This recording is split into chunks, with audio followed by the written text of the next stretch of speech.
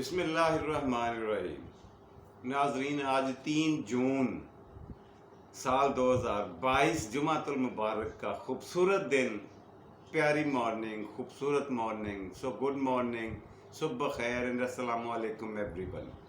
کیسے ہیں آپ سب لوگ؟ تو آئیے ہم سب مل کر ایز یوزول ایک دفعہ نبی پاک صلی اللہ علیہ وسلم کی ذات اقدس پر درود شریف کا نذرانہ پیش کریں۔ اللہم صلی علی محمد وعلی آل محمد کما صلیت علی ابراہیم وعلی آل ابراہیم انکا حمید مجید۔ اللہم بارک علی محمد وعلی آل محمد کما بارکت علی ابراہیم وعلی آل ابراہیم انکا حمید مجید۔ جی ناظرین، ہم پہنچے ہوئے ہیں تاریخ ہندوستان میں 16ویں صدی میں، جب 16ویں صدی کا خاص واقعہ وقوع یہ ہوا ہندوستان میں، تبدیلی یہ آئی کہ لودھی خاندان سے حکومت چھیننے میں کامیاب ہو گیا۔ کون؟ مغلیہ خاندان کا جد امجد، ان کا جو بڑا بوڑھا اور اولین بادشاہ تھا، ظہیر الدین محمد بابر۔ پچھلی 2 قسطوں میں نے اس کے بارے میں بہت کچھ بتا دیا ہے۔ آج میں یہ بتاؤں گا جہاں سے پچھلی قسط میں چھوڑا تھا، وہ یہ تھا کہ ان کی جنگیں، یہ جو پانی پت کی پہلی لڑائی ہے، جنگ ہے پانی پت کے مقام پر، ابراہیم لودھی جو ہندوستان کا بادشاہ تھا، اس کی 1 لاکھ فوج تھی، 1 لاکھ، اور دوسری 1 لاکھ فوج کے علاوہ 1000 جنگی تربیت یافتہ ہاتھیوں پر مشتمل اتنی تگڑی فوج تھی۔ لیکن میں یہ کہوں گا کہ اس کے مقابلے میں، ابراہیم لودھی کے مقابلے میں، ظہیر الدین محمد بابر تجربہ کار تھا، جرنیل کمانڈر کے طور پر کافی تجربہ جنگوں کا رکھتا تھا، اور یہی تجربہ مجھے یہاں پہ جیتتا ہوا، فتح یاب ہوتا ہوا نظر آیا۔ اس لیے کہ 1 لاکھ فوج کے مقابلے پر، 1000 جنگی تربیت یافتہ ہاتھیوں کے مقابلے پر جو ظہیر الدین محمد بابر کے پاس فوج تھی، اس کی تعداد 24,000 تھی، only 24,000 soldiers۔ ایسی تھوڑی فوج کے ساتھ اور پھر ان کے گھر جا کے حملہ کرنا، پانی پت دیکھیں نا، اب وہ کابل سے چلا، قندھار اور کابل سے بابر، اور جا کے پہنچا ہندوستان دلی کے قریب پانی پت کے مقام پر، اور وہاں پہ گمسان کا رن پڑا، انتہائی خون ریزی ہوئی، بہت قتل و غارت گری ہوئی، مگر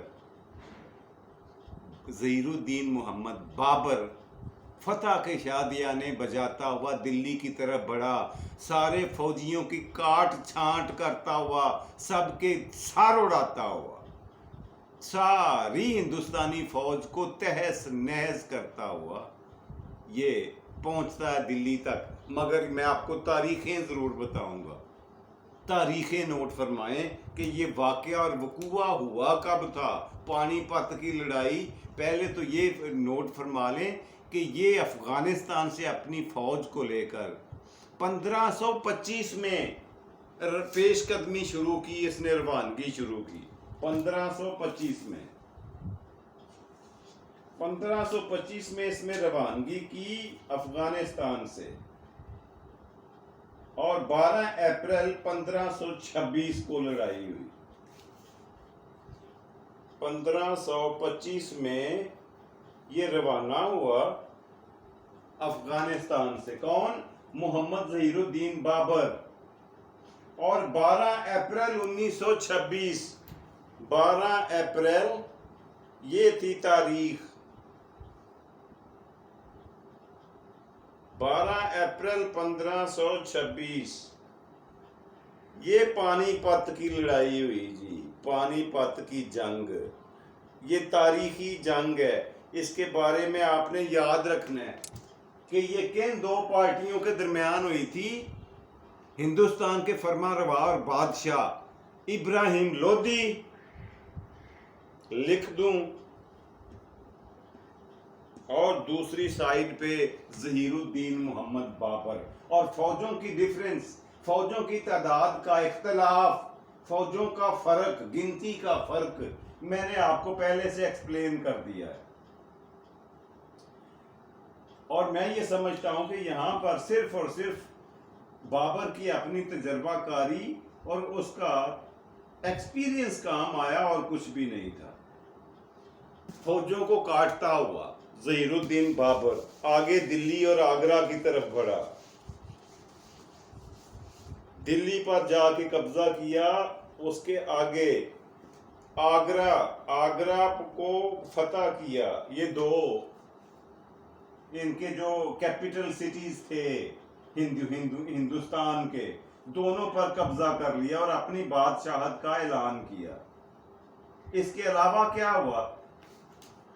اس کے بعد یہ ہوا کہ یہ خود تو تخت دلی پر بیٹھا اور اعلان بادشاہت کر دیا پورے ہندوستان میں بابر نے، مگر اپنی فوجوں کو، اپنے جرنیلوں کو پیش قدمی کا حکم دیا کہ آپ اپنی آگے کی طرف، یعنی مشرقی ہندوستان دریائے گنگا کی طرف اپنی پیش قدمی جاری رکھیں۔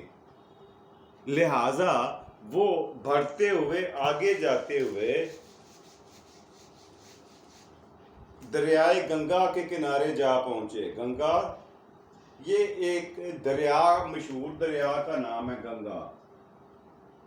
دریائے گنگا کے کنارے پر یہ جون پور اور غازی پور پہنچا۔ گنگا کے کنارے جون پور اور دوسرا مقام تھا غازی پور، یہاں پر فوجیں پہنچ گئیں۔ یہ دو مقامات کو انہوں نے راؤنڈ ڈالا، فتح کر لیا، اور پھر اگلے سال یعنی 1527 میں خانوا کے مقام پر ایک اہم واقعہ ہوا۔ کیا؟ 1526 میں تو لڑائی ہوئی پانی پت کی، اور 1527 میں کیا ہوا کہ خانوا ایک جگہ تھی، ایک مقام تھا، ایک علاقہ تھا، اس کا نام تھا خانوا۔ یہاں پر اس کا ٹاکرا کس سے ہوا؟ رانا سنگا سے۔ رانا سنگا کے بارے میں آپ کو پچھلی 2-3 قسطیں دیکھیں، آپ کو بتا چکا ہوں۔ یہ چتوڑ کا راجا تھا۔ چتوڑ بہت بڑی مملکت تھی، ہندو تھا، راجپوت کہلواتا تھا خود کو، اور اس کا نام تھا چتوڑ کا راجا تھا،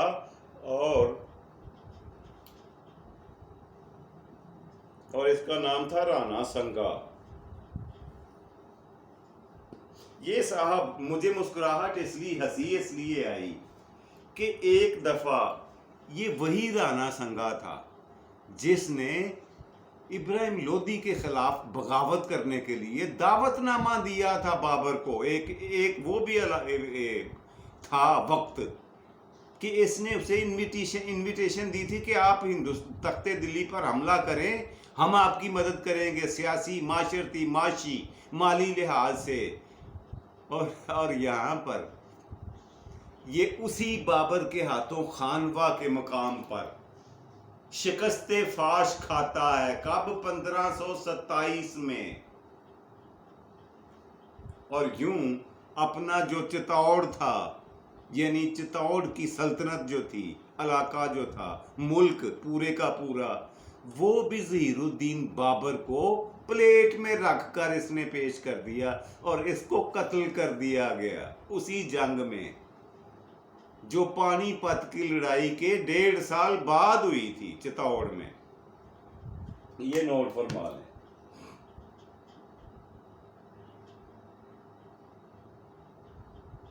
اور اس کے بعد کیا ہوا؟ اس کے بعد یہ ہونا تھا کہ سارے راجپوتانہ میں بابر کی پوزیشن اتنی مضبوط ہو گئی، اب سارے راجپوت جو تھے نا، دائیں بائیں کے ہندوستان کے راجپوتانہ اس علاقے کو کہتے ہیں جہاں جہاں راجپوتوں ہندوؤں کی حکومت تھی، وہ علاقہ کہلواتا تھا راجپوتانہ.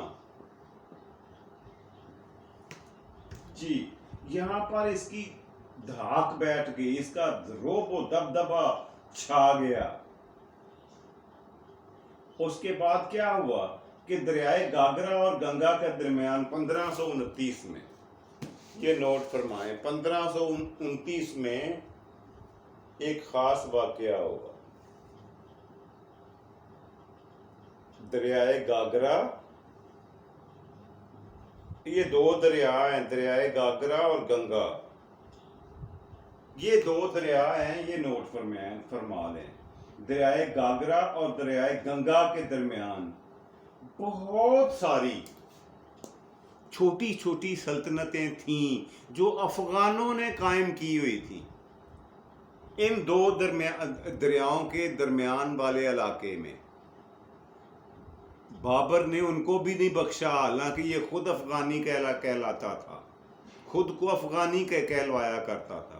اس نے ان افغان حکمرانوں کی بھی جئی کی تئی پھیر دی، ان کو بھی صفحہ ہستی سے مٹایا، اور ان کی جو چھوٹی چھوٹی ریاستیں تھیں، چھوٹی چھوٹی مملکتیں، چودراہٹیں یا ان کی جاگیریں تھیں، وہ بھی چھین لی. یہ کب کی بات ہے؟ 1529 میں. یہ افغانوں کی جو ریاستیں تھیں، یہ 1529 میں ہونے والا خاص واقعہ ہے، یہ نوٹ کریں. اور یوں اس طرح سے بنگال تک، تخت دلی سے لے کر بنگال تک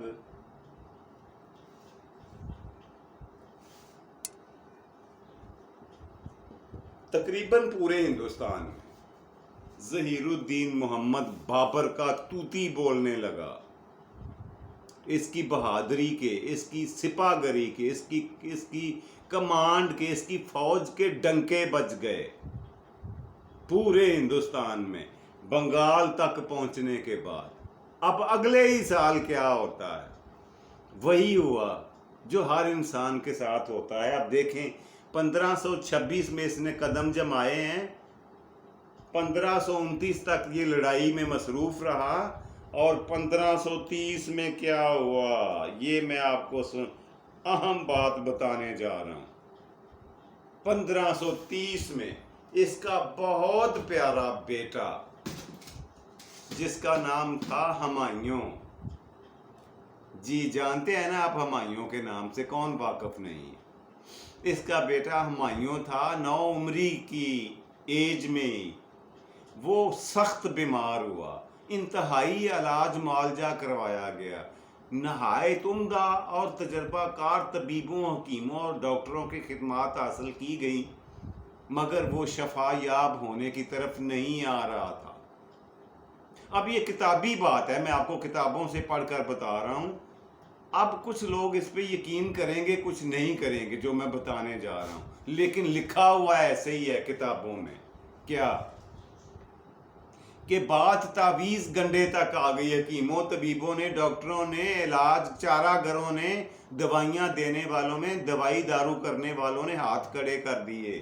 انہوں نے کہا کہ جی ان کا اب کچھ نہیں ہو سکتا، ان کی بیماری اتنی بڑھ گئی ہے ہمایوں کی، اور کمزوری اتنی زیادہ ہو گئی ہے کہ اب تو یہ خود سے چارپائی سے اٹھ بھی نہیں سکتا، تو لہٰذا اب صرف دعا کی جا سکتی ہے.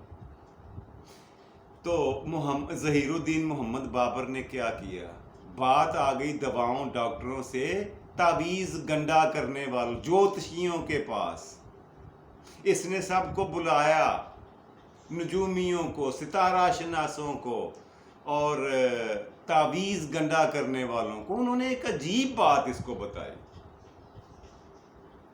بابر کو ان سب نے یک زبان ہو کر اپنے اپنا حساب لگا کر ایک عجیب نقطے پر جا کے اتفاق کیا، متفق ہوئے. کیا وہ نقطہ یہ تھا کہ بابر صاحب اب یا تو آپ زندہ رہ سکتے ہیں یا آپ کا بیٹا ہمایوں زندہ رہ سکتا ہے، دونوں میں سے ایک کی موت اسی سال یقینی ہے. اب بتائیں کہ زندگی اور موت کے فیصلے تو اللہ سونا کرتا ہے. اس زاویے سے، اس اینگل سے اگر دیکھیں تو یہ بات بڑی عجیب لگتی ہے، مگر کتابوں میں لکھی گئی ہے، اس لیے میں نے آپ کو کنوے کرنی ہے۔ ہوا یہ کہ اس کو کہا گیا، اس کو طریقہ کہا، اس نے پوچھا کہ کیا طریقہ ایسا ہے کہ میں ہمایوں کی جگہ مر جاؤں؟ تو انہوں نے اس کو طریقہ بتا دیا کہ آپ اگلے دن جمعۃ المبارک کے دن تہجد کے وقت اٹھیں، وضو کر کے نوافل ادا کرنے کے بعد اللہ سے رو کر گڑ گڑا کر دعا مانگیں، اور اس کے بعد ہمایوں کی چارپائی کے 3 چکر لگائیں، اور ایک خاص وظیفہ بتایا گیا کہ ہر چکر کے بعد آپ نے پڑھنا ہے برادشتم۔ برادشتم یہ میں لکھ کے دکھا دیتا ہوں، جو اس نے الفاظ پڑھے، جو اس کو جوتشیوں نے، نجومیوں نے پڑھنے کے لیے دیے تھے۔ برادشتم، برادشتم،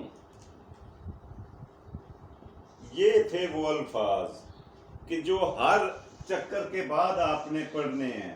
برادشتم 3 چکر لگا، اس نے ایسا ہی کیا جی، ہو بہو بابر نے ایسا ہی کیا، اور جوتشیوں کے، نجومیوں کے بتائے ہوئے عمل کے مطابق اس نے تہجد کی نماز پڑھی، اللہ سے گڑ گڑا کر خشوع و خضوع کے ساتھ دعا کی کہ اللہ پاک ہم میرے بیٹے ہمایوں کی جگہ آپ میری جان لے لو، اور اس نے ان کے بتائے ہوئے طریقے اور اصول کے مطابق ہمایوں کی چارپائی کے چکر لگائے، 3 چکر، اور تینوں دفعہ یہ وظیفہ پڑھا، اور کہا جاتا ہے کہ اگلے ہی دن سے بابر صاحب جو تھے یہ بیمار پڑ گئے اور ہمایوں نے ہلنا جلنا شروع کر دیا۔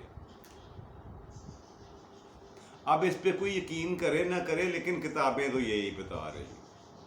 اور پھر کیا ہوا کہ دن گزرتے گئے، مہینے بھی نہیں لگے، سال بھی نہیں لگے، چند دنوں میں ظہیر الدین بابر اتنا بیمار اور کمزور ہوتا گیا، اور اتنا ہی ہمایوں تندرست اور توانا ہوتا گیا۔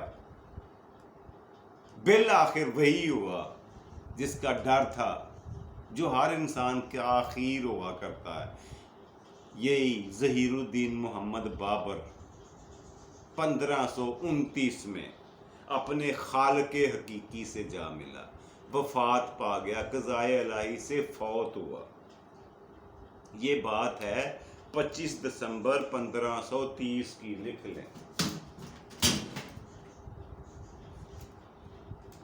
یہ واقعہ ہے 26 دسمبر 1530 کا،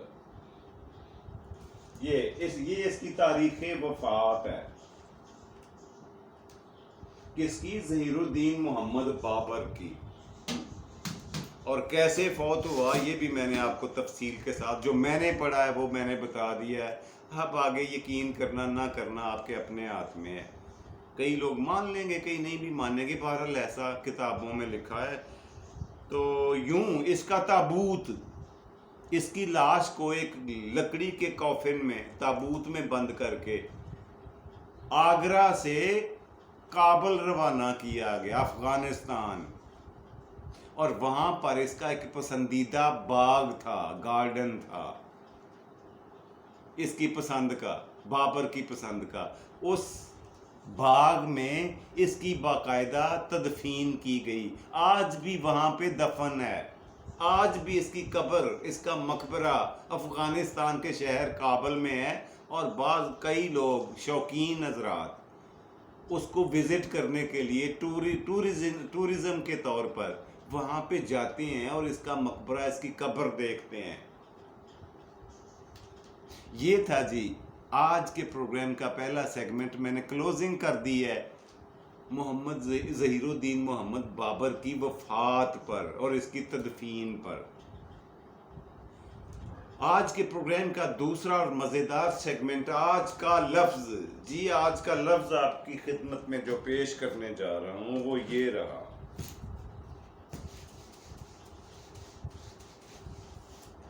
یہ کیا لکھا ہے جی میں نے،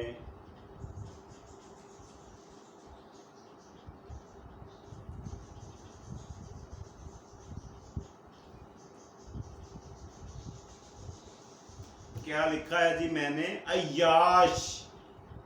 عیاش. عیاش کا کیا مطلب ہوتا ہے؟ مزے اڑانا، مطلب تن آسانی، موج مستی کرنا، عیاشی. اور جو کام عیاش کرتا ہے اسے کہا جاتا ہے عیاشی. عیاشی. اب ان کی ماں، ان کا وہ لفظ جہاں سے ان دونوں نے جنم لیا وہ میں آپ کو بتانے جا رہا ہوں. وہ ہے عیش. عیش وہ لفظ ہے جہاں سے عیاش اور عیاشی نے جنم لیا. دونوں الفاظ ایک ہی فیملی کے ہیں، ایک ہی ماں سے ہیں.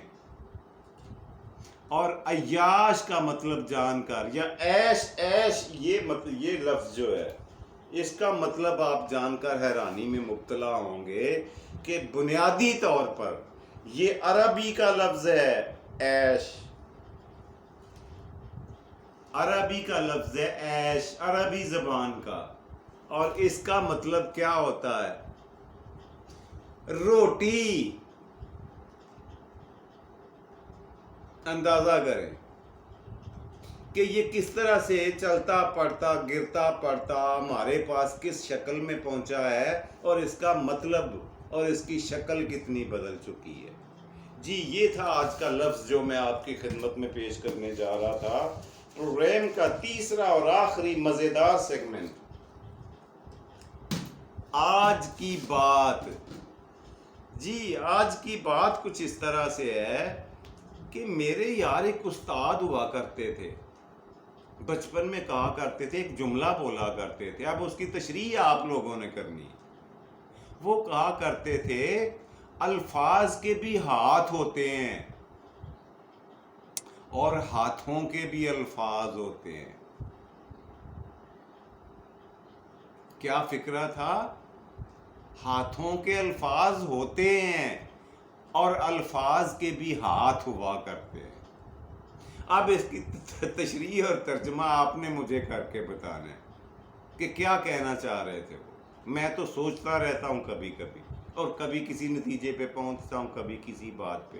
خیر جو بات آپ سے کرنے جا رہا ہوں وہ یہ ہے کہ بڑا مشہور و معروف ایک محاورہ ہے، ضرب المثل کہ دودھ کا جلا چھاچھ بھی پھونک پھونک کر پیتا ہے نا.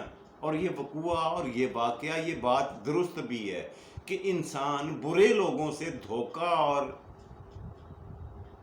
فریب کھانے کے بعد اتنا محتاط ہو جاتا ہے، اتنی احتیاط کرنے لگ جاتا ہے کہ وہ اچھے لوگوں سے بات کرتے ہوئے بھی ڈرنا محسوس کر دیتا ہے. یہ بہت بڑا المیہ ہوا کرتا ہے، یہ سب سے بڑا نقصان ہوا کرتا ہے کہ ایک انسان کا اچھے انسانوں پر سے بھروسہ اٹھ جانا، یہ بہت بڑا نقصان ہوا کرتا ہے. یہ تھی جی آج کی بات. اس کے ساتھ ہی اپنے میزبان جاوید اقبال کو آج کا پروگرام ختم کرنے کی اجازت دیجیے.